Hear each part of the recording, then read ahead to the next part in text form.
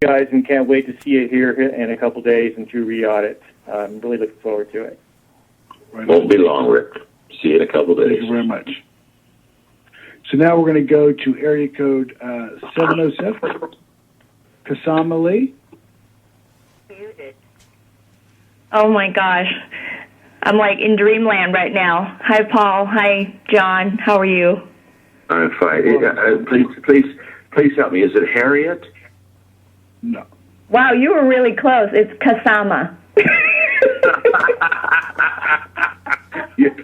You're really nice. I'm the deaf man. I'm not even near close. I'm not even the ballpark. Kasama, did you say? Yes, it's Kasama. Oh, you're so nice to me. You're just nice to an old man who's deaf and dumb. That's what you are.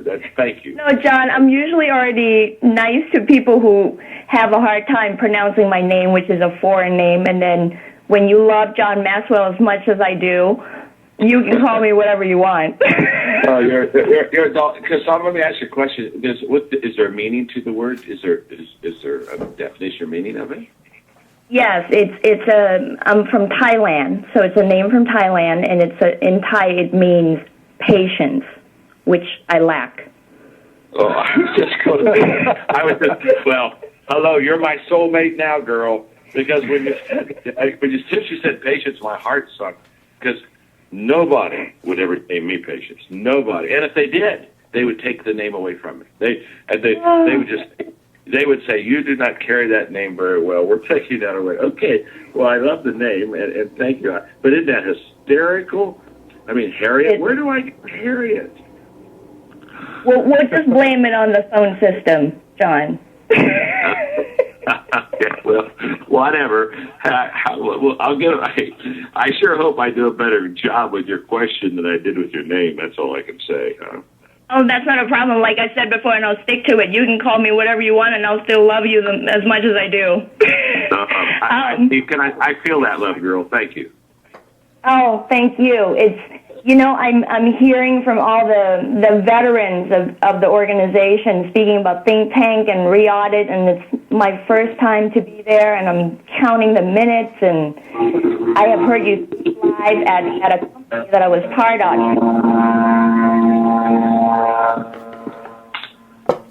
Wow. There we go. We're okay. Okay. I'm sorry. A seaplane's taking off on the lake. That's that noise you hear. I just shut the door. I've been having the door open. The seaplane's out, taking off the lake. So that was that. Oh, okay. I thought maybe that was your way to get me off the phone. No. I've already messed your name up. I wouldn't do that for anything. So hey, I shut the door. I was enjoying the breeze, but I think it's at the expense of the call. So I just shut the door. Okay. So anyway, thank you very much. I heard you speak live at one of the businesses that I was at, and it's such a thrilling experience to be able to be carrying out your vision and your mission as a coach, and it's just my true calling. And I'm looking forward to just giving you a big hug. So now you remember me because I'll just come up and introduce myself as Harriet, okay? Oh, no. I'm going to live with Harriet the rest of my life. I know I am.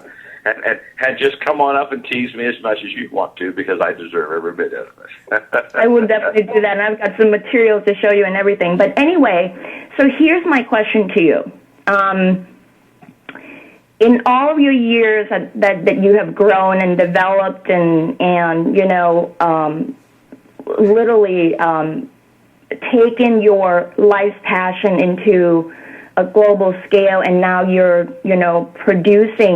duplicating yourself through this coaching certification program, what would you say are the 5 non-negotiable, fundamental habits that one must have to continue to grow and develop and serve boundlessly as you have? Wow. Let me see what I can do here, okay? I'm just going to talk to you from my heart for a few moments.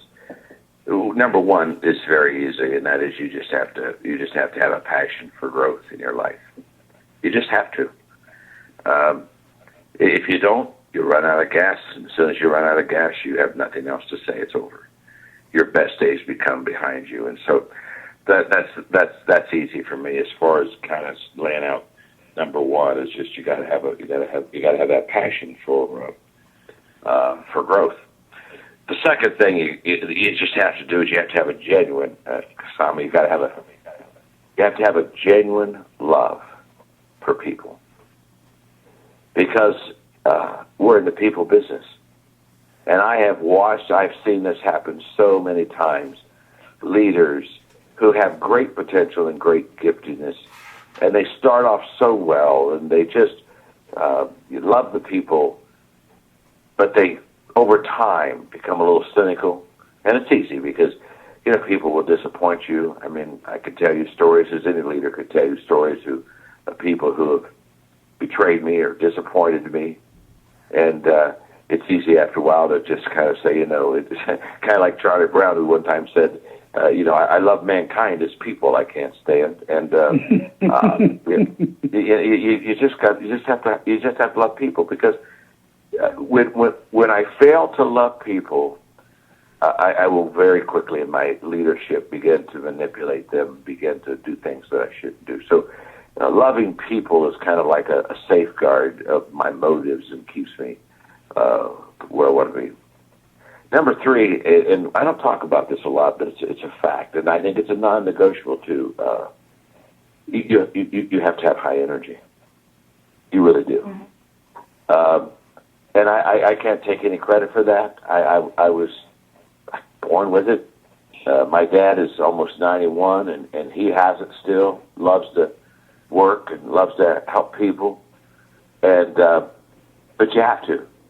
Because with the travel that I do, the commitments that I have to make, they just have high energy. Now, I will say this, Kasama, that is, in the last 5 years, I've sensed that I begin to lose a little percentage of my energy. I don't have the energy I had.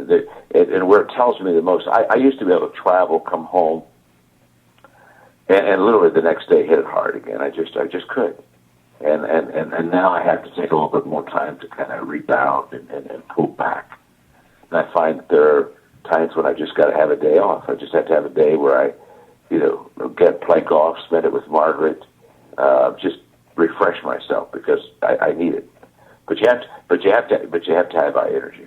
Number 4, you have to be able to be highly creative and provide content. I think that most people never understand my success, because they hear me speak, and I know I'm gifted in that area, and I do very good there. And what they don't understand is the hours I spend in creating content. And I'll tell you where that came from. I'll tell you where exactly that came from, Cassandra. 25 years ago, I would go and I Zig Ziglar's, all the great motivational speakers, and I owe so much to them because they taught me so much. And I was one myself, and I was aspired to be one. And it hit me very quickly when I got on that kind of that motivation circuit, that motivation was very short term. That you go out in front of a crowd and they feel good, but when you leave them, the next day they're still happy, but they have no plan for their life. And that's when I determined that I was going to be a motivational teacher instead of a motivational speaker. That was a huge decision, because in my life what that meant was, if I'm going to be a motivational teacher, I have to give them content and I have to give them application. So that's where I put my time, that's where I put my influence, that's where I put my effort and focus. Every time I would speak, I'd say, okay, what am I leaving with them? And that's why I started writing books. That's why I started doing resources, CDs, DVDs, you name it, personal growth plans. In other words, I wouldn't go anywhere if I couldn't have my resources, because I just understood very quickly that they would forget what I was saying, but they wouldn't forget what I put in their hand, because that would stay with them. Yeah. The last thing that I think has been very essential for this long haul that I've been on is that I've trusted people and I've empowered them. This is more than loving people, which I talked about in number 2. This is important. I've trusted them. And I have said, if I'm going to expand, if I'm going to continue my legacy, it will not be me living a long life because I'm going to run out of gas, but it'll be me pouring my life into others. And that was my catalyst for the John Maxwell team. That's the reason I have my John Maxwell company. That's why I did. That's why I have it quit. I have determined that I'm going to work with people like you. I'm going to pour my life into you coaches, and then Kasama, I'm going to be able to hopefully live after I'm gone. And what do you think about it's kind of stupid. I'm not going to be around. I mean, somebody says you want to live after you're gone. It's so low. You're not going to be here to figure it out. Well, I know that, but I know that Dale Carnegie has been living. He's been gone for some time. And Mother Teresa's still living. She's been gone for some time. And I want to be that kind of a person. And the only way to do that, I was in Calcutta. I was privileged to have a relationship with Mother Teresa. And in fact, when my son was 16, I sent him to India. She was kind enough to give him a private audience for a half hour, which was life-changing for Joe. But I was in Calcutta a couple of years after she passed away, and I went down to her little mission area there, and I saw all these nuns that were. I just happened. It was nothing I planned, but I happened to be there when they were commissioning nuns to continue Mother Teresa's work. And I went to that commission. When I saw what they were doing, I went to it. I wanted to watch and observe, and I was so blessed to see these precious ladies who were taking vows and making commitments to carry on the work of Mother Teresa. And I walked out of there that day, and I said, Mother Teresa still lives. Well, that's what I want for my life. And it's you. It's you coaches. It's you doing it. I mean, you're going to expand me, but you're going to give me length. You give me width. You give me breadth. You give me length. You give me depth. And I'm very grateful for that. And I think, Kasama, you just asked a great question, but I hope I did a decent job answering for it, because I think that those things really do come into play for the long haul and the things that you're concerned about. So hopefully I helped you there. That was beautiful. You moved my soul. Thank you. Thank you. Thank you, Harriet.